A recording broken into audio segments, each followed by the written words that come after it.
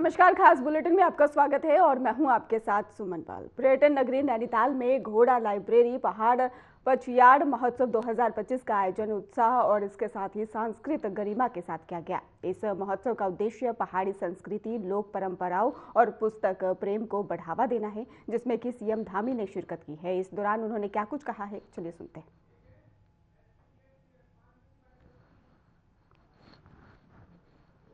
बारिश रुक गई और सूरज निकल गया। कमल एक बार और, जैसा ही प्रताप जी बैठे हैं पीछे, ऐसे ही एक बार और हुआ। देवीधुरा में बगवाल थी जिस दिन, रक्षाबंधन के दिन, इस बगवाल से पिछली वाली में 2024 में। तो मैं खटीमा था, 11:30 बजे वहां से चलना था और 12 बजे पहुंचना था। तो पायलट ने कहा कि बिल्कुल भी जो है मौसम है नहीं और आज तो किसी कीमत पर वहां नहीं हो सकता। तो मैंने सोचा कि अब मैया की यही इच्छा होगी, मैं 3 साल लगातार जा चुका हूं, तो इस साल मैया नहीं बुला रही शायद, लग रहा है। लेकिन फिर भी मैंने कहा चलो चलते हैं अपने टाइम से। तो जैसे ही उसमें हेलीकॉप्टर में बैठे तो पायलट ने कहा, साहब इसके बाद कहां जाना है, क्योंकि वहां तो उतर नहीं पाएंगे। तो मैंने कहा यहां नहीं उतर पाएंगे, आप इसके बाद देहरादून चल देंगे। आज संयोग से यहां राम सिंह कैड़ा जी नहीं आए हैं। राम सिंह कैड़ा जी ने वहां मेरे लिए एक छत्र बना रखा था, घंटी बड़ी चलाने के लिए मेरे नाम से। तो मैंने कहा चलो ट्राई करो। तो जैसे ही हम रीठा साहब के आसपास पहुंचे तो मैंने पैर के जूते निकाल लिए और 2 मिनट मैया का ध्यान किया। मैंने कहा मैया शायद मैं नहीं आ पा रहा हूं, आप ये जो छत्र है ये आप स्वीकार कर लेना। बस इतना ही मैंने ध्यान किया और मेरी आंख खुली तो मुझे जो है एकदम से देवीधुरा का मंदिर दिखाई देने लगा। तो मैंने कहा है तो देवीधुरा मंदिर दिखाई दे दिया बाराही मैया का। तो उन्होंने कहा कि हाँ, लेकिन मैंने सोचा चलो चलो आगे चलो देखते हैं। वो नीचे तो शायद नहीं होगा, लेकिन नीचे करते करते वो हवाई हेलीकॉप्टर लैंड हो गया नीचे जमीन में, और कोई भी आदमी मुझे लेने नहीं आया हुआ था, क्योंकि उनको पता था कि अब नहीं आ पाएंगे। तो इस तरह से कई बार हो जाता है। आज तो सामान्य बात है। आपने इतना धौल पहन रखा है, धौल श्वेत धौल नया। तो आज भगवान सूर्य की विशेष कृपा हुई। मेरे लिए बहुत आज हर्ष का विषय है कि मैं आप सबके बीच में विश्व प्रसिद्ध घोड़ा लाइब्रेरी की जो हमारी ऊर्जावान टीम है, इधर आवाज पहुंच रही है क्या पीछे? कहां तक पहुंच रही है? थोड़ा कम आ रही थी ना, इसलिए मैंने पूछा। तो हमारी ये ऊर्जावान टीम, इनके द्वारा आयोजित ये हमारे लोक संस्कृति, पुस्तकों एवं प्रकृति को समर्पित ये जो पचयाड़ महोत्सव के माध्यम से इन सब लोगों ने आज आप सबके बीच में इतना बड़ा यहाँ पर उपस्थित होने का मौका दिया। ये सौभाग्य है हम लोगों का। और ये घोड़ा लाइब्रेरी, ये अनोखी घोड़ा लाइब्रेरी वास्तव में हमारे यहाँ का जिस प्रकार का भौगोलिक संरचना है, उस भौगोलिक संरचना दुर्गम क्षेत्रों में निवास करने वाले बच्चों के लिए एक बहुत बड़ी आशा की किरण है, उम्मीद है उनके लिए एक मार्ग दिखाने का काम करती है, जो दुर्गम रास्तों में, सीमित संसाधनों में और कठिन परिस्थितियों के बावजूद ज्ञान का उजाला उनके घर आंगन तक पहुंचाने का कार्य कर रही है। यह अनूठी पहल हमारे दुर्गम पर्वतीय क्षेत्रों में घोड़े के माध्यम से पुस्तकों को पहुंचाने भर तक सीमित नहीं है, बल्कि उनके सपनों को उड़ान देने और भविष्य को एक दिशा देने का भी बहुत बड़ा माध्यम बन रहा है। ये ज्ञान, संस्कार और सेवा का एक जीवंत प्रतीक है, जो समाज के अंतिम छोर में खड़े बच्चों को शिक्षा का उजाला देने का काम कर रही है। जहां उजाला नहीं पहुंच पा रहा है, वहां भी ज्ञान का प्रकाश पहुंचाने का काम इस घोड़ा लाइब्रेरी के माध्यम से हो रहा है। और यही कारण है कि आदरणीय प्रधानमंत्री श्री नरेंद्र मोदी जी ने अपने मन की बात के कार्यक्रम में घोड़ा लाइब्रेरी से जुड़े हुए हमारे ऊर्जावान युवाओं की इस अभिनव और प्रेरणादायी पहल की विशेष रूप से उन्होंने सराहना की थी। और आज भी आप सब सुन रहे होंगे, उन्होंने कहा कि बहुत सारे ऐसे प्रेरक प्रसंग हैं, ऐसे प्रेरक काम हैं जो लोग कर रहे हैं और अनवरत रूप से कई सालों से उसको आगे बढ़ा रहे हैं। मैं प्रधानमंत्री जी का धन्यवाद करता हूं, आप सबकी तरफ से, उत्तराखंड वासियों की तरफ से उनका बहुत आभार व्यक्त करता हूं कि उन्होंने हमारे उत्तराखंड से जुड़े हुए अनेक ऐसे इस प्रकार के प्रेरक प्रसंगों को, हमारे यहाँ के नवाचारों को, हमारे यहाँ की मातृशक्ति के द्वारा, युवाओं के द्वारा जो काम किए जा रहे हैं, उन सभी को किसी न किसी माध्यम से अपनी मन की बात के कार्यक्रम से माध्यम से देश और दुनिया को बताने का काम किया है, देश और दुनिया के सामने ले जाने का काम किया है। मुझे ये जानकर अत्यंत प्रसन्नता हो रही है कि घोड़ा लाइब्रेरी द्वारा पछाड़ महोत्सव के आयोजन से विद्यार्थियों को अपनी लोक संस्कृति, पुस्तकों और प्रकृति से जोड़ने का भी एक अद्वितीय प्रयास किया जा रहा है।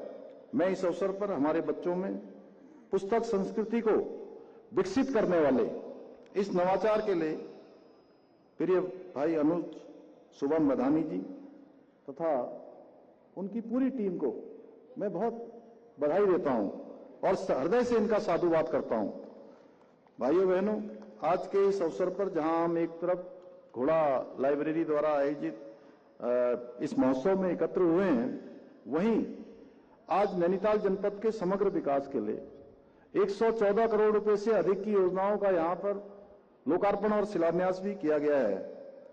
मुझे पूरा विश्वास है कि ये सभी परियोजनाएं इस क्षेत्र में आधारभूत सुविधाओं को और अधिक अच्छा बनाने में, उनको मजबूत बनाने में बहुत सहायक सिद्ध होंगी। भाइयों बहनों, आज आदरणीय प्रधानमंत्री श्री नरेंद्र मोदी जी के कुशल नेतृत्व में और उनके मार्गदर्शन में हमारा राज्य भी विकास के अनेक नए कीर्तिमान स्थापित कर रहा है। विकास के हों, समृद्धि के हों, नवाचारों के हों, अनेक निर्णय लेने हों, जहां एक ओर आज हम शहरों से लेकर सुदूरवर्ती पर्वतीय क्षेत्रों तक सड़क, शिक्षा, स्वास्थ्य, पेयजल सहित सभी महत्वपूर्ण क्षेत्रों में इंफ्रास्ट्रक्चर को मजबूत करने पर काम कर रहे हैं। वहीं हम राज्य की जो समृद्ध सांस्कृतिक विरासत है, उस विरासत के संरक्षण और संवर्धन की दिशा में भी काम कर रहे हैं।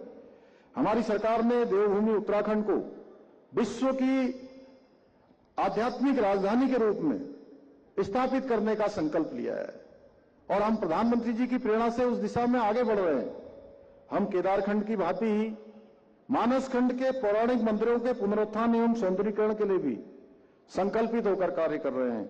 इसी के अंतर्गत नैनीताल जनपद के अंतर्गत सिद्धपीठ नैना देवी मंदिर के साथ साथ कैंची धाम, तल्लीताल में हनुमानगढ़ी, मुक्तेश्वर धाम सहित क्षेत्र के विभिन्न पौराणिक मंदिरों का आज विकास किया जा रहा है। इसके साथ ही आज हम कोटाबाग के तोक भटकानी स्थित प्राचीन हनुमान मंदिर के जीर्णोद्धार और सौंदर्यीकरण के कार्यों का भी लोकार्पण कर रहे हैं। और आज अभी भगत जी हम लोगों को सौभाग्य देंगे, तो मैं और आदरणीय अजय भट्ट जी अभी हनुमान जी को ढोक भी लगा लेंगे यहां से जाते हुए। हाँ, भोग लगाएंगे। इसके साथ ही आज हमने जहां एक और कालाढूंगी क्षेत्र में कई मोटर मार्गों के नवनिर्माण एवं सुधारीकरण कार्यों का आज यहां पर शिलान्यास भी किया है। वहीं हल्द्वानी और कालाढूंगी क्षेत्र में बिजली की समस्या के स्थायी समाधान के लिए 78 करोड़ रुपए से अधिक की लागत से विद्युत लाइनों के सुदृढ़ीकरण एवं विस्तार से जुड़े कार्यों का शिलान्यास भी किया है, जिससे आम जनों को निर्बाध रूप से और गुणवत्तापूर्ण विद्युत आपूर्ति सुनिश्चित हो सकेगी। भाइयों बहनों, आदरणीय प्रधानमंत्री जी के मार्गदर्शन से और उनके सहयोग से हमारी सरकार प्रदेश में शिक्षा व्यवस्था को और अधिक आधुनिक, व्यवहारिक और सुव्यवस्थित बनाने के लिए भी कई स्तरों पर कार्य कर रही है। शिक्षा के महत्व को ध्यान में रखते हुए हमारी सरकार ने देश में सबसे पहले नई शिक्षा नीति को लागू करने का काम भी किया, जिसके अंतर्गत हमने वर्ष 2022 में बाल वाटिका की शुरुआत कर प्रदेश में एक शैक्षिक क्रांति की शुरुआत की। हमारी सरकार द्वारा राज्य में क्वालिटी एजुकेशन सुनिश्चित करने के लिए सभी सरकारी विद्यालयों में एनसीईआरटी की पाठ्य पुस्तकें अनिवार्य की गई। साथ ही राजकीय और सहायता प्राप्त विद्यालयों में कक्षा 1 से लेकर 12 तक के सभी छात्रों को निःशुल्क पाठ्य पुस्तकें उपलब्ध कराई जा रही हैं। प्रदेश में जहां एक और 226 विद्यालयों को पीएम श्री विद्यालय के रूप में विकसित किया जा रहा है, वहीं सभी 13 जनपदों के 500 विद्यालयों में वर्चुअल कक्षाएं संचालित की जा रही हैं। साथ ही हमने राज्य के 840 नए विद्यालयों में हाइब्रिड मोड के स्मार्ट क्लासरूम भी स्थापित किए हैं। यही नहीं, अब उत्तराखंड वर्चुअल लर्निंग एप्लीकेशन के माध्यम से हमारे विद्यार्थी, हमारे छात्र छात्राएं, हमारे बच्चे घर बैठे ही आधुनिक और गुणवत्तापूर्ण शिक्षा भी प्राप्त कर रहे हैं। इससे बच्चे तुरंत फीडबैक प्राप्त कर अपना स्वयं का मूल्यांकन भी कर पा रहे हैं कि हमने कितनी तरीके से पढ़ाई की है, कितना हमको और तैयारी करनी है। एक अच्छा मूल्यांकन भी हो रहा है, जिससे उनको ज्ञात हो जाता है कि किस विषय में उनको और अधिक कितनी मेहनत करनी है। इसके साथ ही हम राज्य में दूरस्थ क्षेत्रों तक बच्चों को ऑनलाइन शिक्षा उपलब्ध कराने के लिए 5 पीएम ई विद्या चैनल भी संचालित कर रहे हैं। हम जहां एक और उत्तराखंड के सरकारी और अशासकीय स्कूलों के 6वीं से लेकर 12वीं तक के मेधावी छात्र छात्राओं को मुख्यमंत्री मेधावी छात्र प्रोत्साहन योजना के माध्यम से प्रत्येक माह छात्रवृत्ति भी प्रदान कर रहे हैं, जिससे उनको अपने पठन पाठन के लिए प्रोत्साहन मिले, वो आगे बढ़ें और शिक्षा में उनकी रुचि बनी रहे। वहीं हमने राज्य में बच्चों के व्यक्तित्व विकास के लिए प्रदेश के प्रत्येक विकासखंड के 10वीं और 12वीं के बच्चों को पूरे भारत भ्रमण पर भेजने की शुरुआत भी की है। पिछले वर्ष भी बड़ी संख्या में हमारे बच्चे गए थे, इस वर्ष भी गए हैं। मुझे लगता है हमारे इस ब्लॉक से भी गए होंगे। प्रदेश के सभी ब्लॉकों से बच्चे भारत भ्रमण पर जा रहे हैं, जिससे उनका एक अच्छा उनको एक्सपोजर मिल रहा है। अनेक अनेक बड़े बड़े संस्थानों को देखने का अवसर मिल रहा है। अनेक अनेक जो बड़े बड़े अवस्थापना बनी है देश के अंदर, उनसे सीखने का अवसर मिल रहा है। अनेक लोगों से मिलने का अवसर प्राप्त हो रहा है। इतना ही नहीं, राज्य के माध्यमिक विद्यालयों में हमने 8 ट्रेड्स में व्यावसायिक शिक्षा भी प्रारंभ की गई है, जिससे 42,000 से अधिक छात्र छात्राएं कौशल आधारित शिक्षा से लाभान्वित भी हो रहे हैं। मुझे ये बताते हुए अत्यंत हर्ष हो रहा है कि राज्य में पहली बार 12वीं के व्यावसायिक छात्रों के लिए रोजगार मेलों का आयोजन भी किया गया है, जिसके माध्यम से 146 विद्यार्थियों को प्रतिष्ठित कंपनियों में चयन हुआ है। और इस अभिनव प्रयास की भारत सरकार के शिक्षा मंत्रालय ने भी बहुत प्रशंसा की है। इसके अतिरिक्त उत्तराखंड देश का पहला ऐसा राज्य बन गया है जहां बुनियादी शिक्षा के लिए राज्य पाठ्य चर्चा रूपरेखा तैयार की गई है। यही नहीं, विद्यालयों में विद्यार्थियों की रचनात्मकता को बढ़ावा देने के लिए बस्ता रहित दिवस को भी पाठ्य चर्चा में शामिल किया गया है। हमारी सरकार स्थानीय भाषा और संस्कृति के संरक्षण के लिए भी काम कर रही है। गढ़वाली, कुमाऊनी, जौनसारी भाषाओं में भी पुस्तकें तैयार की गई हैं। इसके साथ ही थारू, बॉक्सा, रवाल्टी भाषाओं में शब्दकोश भी बनाए जा रहे हैं। साथ ही हमारी विरासत पुस्तक के माध्यम से कक्षा 6 से लेकर 8 तक के छात्रों को उत्तराखंड की संस्कृति, लोक परंपरा और महान विभूतियों से परिचित कराने का कार्य भी किया जा रहा है। इतना ही नहीं, बच्चों में कौशल, उद्यमिता, भारतीय ज्ञान परंपरा को विकसित करने के लिए कौशलम कार्यक्रम भी प्रारंभ किया गया है।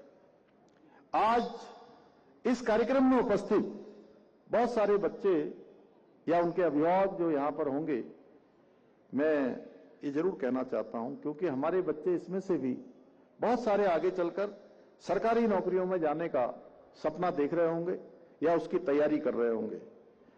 आपके और आपके बच्चों के ये सपने, ये मेहनत, ये उनकी प्रतिभा, उनकी क्षमता किसी भी नकल माफिया की भेंट न चढ़े, इसके लिए हमारी सरकार ने उत्तराखंड में देश का सबसे कठोर नकल विरोधी कानून लागू किया है, जिसका परिणाम है कि पिछले 4 वर्षों में 26,000 से अधिक युवाओं ने सरकारी नौकरियां प्राप्त करने में सफलता प्राप्त की है।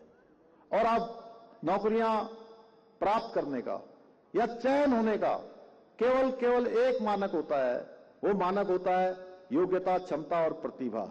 उसी का कारण है, जैसा आदरणीय अजय भट्ट जी ने कहा, कि अब बहुत सारे हमारे छात्र, हमारे छात्राएं, हमारे बेटे बेटियां, भाई बहन जो परीक्षाओं में पहले भी कई सालों से भाग ले रहे थे, लेकिन उनका चयन नहीं हो रहा था, क्योंकि चयन उनका हो जाता था जो नकल माफियाओं से साठगांठ करते थे, चयन उनका होता था जो भ्रष्टाचार में संलिप्त रहते थे।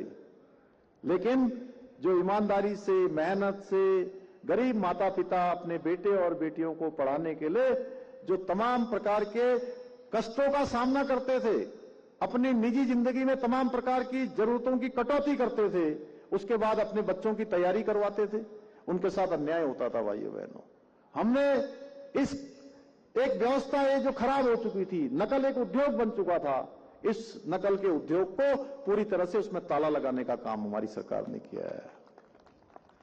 और आपने देखा होगा पिछले 3 वर्षों में, जब से नकल विरोधी कानून लागू हुआ है, 100 से अधिक नकल माफियाओं को हमने जेल की सलाखों के पीछे भेजने का काम किया है। और अगर ये मैं कुल 26,000 से ज्यादा इन नियुक्तियों की बात करूं, तो उत्तराखंड राज्य गठन के बाद इन 25 सालों में अगर हम कुल नियुक्तियों को निकालते हैं, तो कुल नियुक्तियों में से 2/3 से अधिक नियुक्तियां यही 26,000 से अधिक नियुक्तियां हैं। 2/3 से अधिक का आंकड़ा है, ऐतिहासिक आंकड़ा है, और यह अनवरत रूप से चलने वाला है, ये क्रम यहीं रुकने वाला नहीं है। मैं अपने प्रदेश के सभी विद्यार्थियों से, अपने छात्रों से, छात्राओं से, अभ्यर्थियों से, अपने भाई बहनों से ये कहना चाहता हूं कि जिनको भी अभी आगे की परीक्षाओं में भाग लेना है, वो अपनी तैयारियां करें, मेहनत करें और पूरे मन लगाकर पढ़ाई करें। अब कोई नकल माफिया उनकी मेहनत पर पानी नहीं फेर पाएगा, क्योंकि अब हमने सख्त नकल का कानून लागू किया हुआ है। इसके साथ साथ हमारी सरकार द्वारा संघ लोक सेवा आयोग, एनडीए, सीटीएस आदि की लिखित परीक्षा पास करने वाले अभ्यर्थियों को साक्षात्कार की तैयारी करवाने के लिए भी वित्तीय सहायता का हमने प्रावधान किया है। इसके लिए वित्तीय सहायता भी प्रदान की जा रही है। आज के अवसर पर मैं सभी विद्यार्थियों से भी आग्रह करना चाहता हूं कि आप पुस्तकों को केवल परीक्षा तक सीमित न रखें, बल्कि उन्हें अपने जीवन का अभिन्न हिस्सा बनाएं। क्योंकि आज ये घोड़ा लाइब्रेरी से संबंधित है, विकास की योजनाएं चल रही हैं। मैं जरूर अभिभावकों से भी कहना चाहता हूं कि ये किताबें पढ़ना ये हर किसी की आदत में होना चाहिए, ये आदत में आना चाहिए। मैं भी कोशिश करता हूं कि जब जब मुझे थोड़ा समय मिलता है, कुछ न कुछ पढ़ूं, कुछ न कुछ सीखने का अवसर मिले, क्योंकि किताबें ये सच में अगर मैं कहूं तो ये दिमाग की खुराक देने का काम करती हैं। इसलिए हमें दिमाग की खुराक लेने में कभी पीछे नहीं होना चाहिए। पुस्तकों के माध्यम से प्राप्त ज्ञान न केवल अपने शैक्षणिक जीवन को सशक्त बनाएगा, बल्कि आपके चरित्र, आपकी सोच और आपके भविष्य को भी एक नई दिशा देने का काम करेगा। मेरा मानना है कि पुस्तकें हमारी सच्ची मित्र हैं, मार्गदर्शक होती हैं, जो हमें सही मार्ग दिखाने के साथ साथ एक बेहतरीन इंसान बनने का, एक अच्छा इंसान बनने की प्रेरणा भी देती है। तो मैं पूछना चाहता हूं सब लोगों से, तो पुस्तकों को अपना साथी बनाने में अपने बच्चों को प्रेरित करेंगे? स्वयं के साथ पढ़ेंगे पुस्तकें? जोर से बोलिए, इधर से आवाज कम आ रही है। चलिए, अब यहां पर भगत जी ने बहुत काम पहले ही यहां कर रखे, और ये जब भी मेरे पास आते हैं तो हमेशा विधानसभा के बारे में ही बात करते हैं, और छोड़ते ही नहीं है जब तक ये काम न करो, इनके छोड़ते ही नहीं है। तो यहां पर जो है अनेक कामों के बारे में इन्होंने उल्लेख किया है, जैसे कोटाबाग महाविद्यालय में कृषि संकाय खोलने को लेकर भी ये आए थे, कई बार इन्होंने कहा। और ये चूंकि एक नया विषय खोलना था, थोड़ा कठिन कार्य था, लेकिन हमारे वरिष्ठ नेता भी हैं। इसके साथ ही ये महाविद्यालय की बाउंड्री है, इसने मुख्यमंत्री घोषणा से स्वीकृत कराया, इन्होंने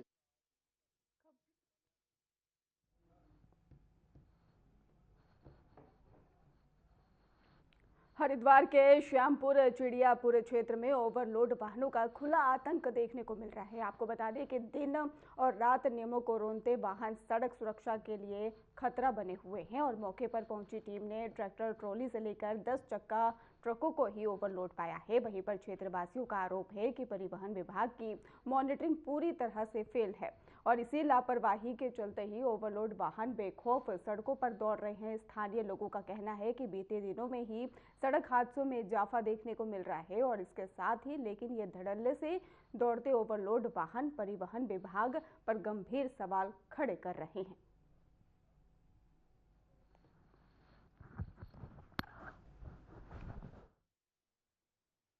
मेरा नाम आशू है, मैं ही लोकल में रहता हूँ। आपको बताऊं कि यहाँ पर जो ट्रैक्टर ट्रॉली ओवरलोड पे चल रहे हैं उनके कारण कई आए दिन यहाँ पर एक्सीडेंट हो रहे हैं, हादसे हो रहे हैं। जो ट्रैक्टर हैं वो दो पहियों पे चलते दिखते हैं। कई बार यहाँ पर ओवरलोड ट्रैक्टर दो पहियों पे स्टैंड करते हुए निकलते हैं और शासन प्रशासन इन पे अभी कोई कार्रवाई करता हुआ नहीं दिखता है। आए दिन यहाँ हादसे होते हैं लेकिन इस पर कोई कार्रवाई नहीं हो रही है।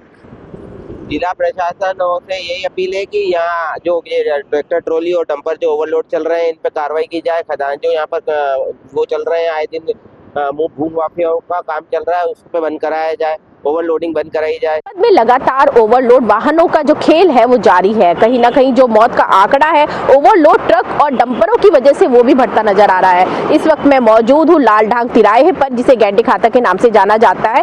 यहाँ पर वन विभाग की भी गाड़ियां चलती हैं। आपको बता दें कि यहाँ पर लगातार जो खनन की गाड़ियां हैं उनकी ओवरलोडिंग देखी गई है। शिकायतों की माने तो यहाँ के लोगों का कहना है कि यहाँ लगातार जो विभागीय गाड़ी है या खनन की क्रैशर की गाड़ियां हैं, ओवरलोडिंग गाड़ियां हैं, उनसे यहाँ के लोग त्रस्त हैं क्योंकि कभी भी किसी भी तरह की हानि यहाँ पर लगातार बनी रहती है।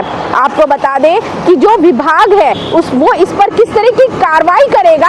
आपको बताएं कि देखिए मेरे पीछे खुद आप ओवरलोड वाहनों को देख सकते हैं। यहाँ अब देखना ये होगा कि आखिर वन विभाग और परिवहन विभाग इन ओवरलोड डंपरों पे और ट्रैक्टर ट्रॉलियों पर कब तक अंकुश लगा पाता है ताकि किसी भी जान और माल की हानि ना हो पाए। अपने सहयोगी के साथ मैं रश्मि कश्यप।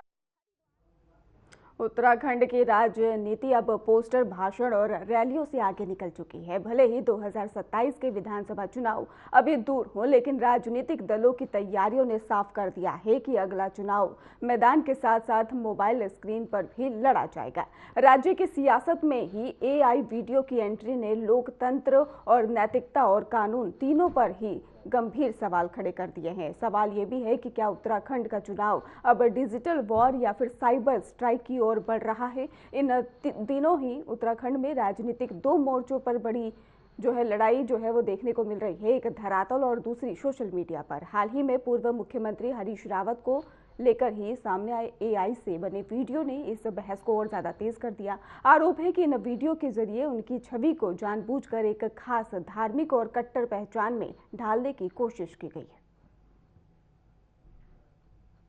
सोशल मीडिया का, क्योंकि इस समय बहुत आगे हमारी टेक्नोलॉजी निकल चुकी है और चुनाव सोशल मीडिया पर भी कहीं ना कहीं प्रभाव डालते हैं। और जो सोशल मीडिया के ऊपर जब हम चीज़ें डालने का काम करते हैं अपने फेसबुक के माध्यम से और मोबाइल के माध्यम से, हम इन चीज़ों को जब डालते हैं तो कहीं ना कहीं जनता के ऊपर हमारी बातों का असर पड़ता है। पर चुनाव इससे अलग है। चुनाव में हम लोगों के बीच में जाते हैं, चुनाव का एक कार्य करने की अपनी एक अलग सीमा है और लोगों तक पहुँचते हैं हम।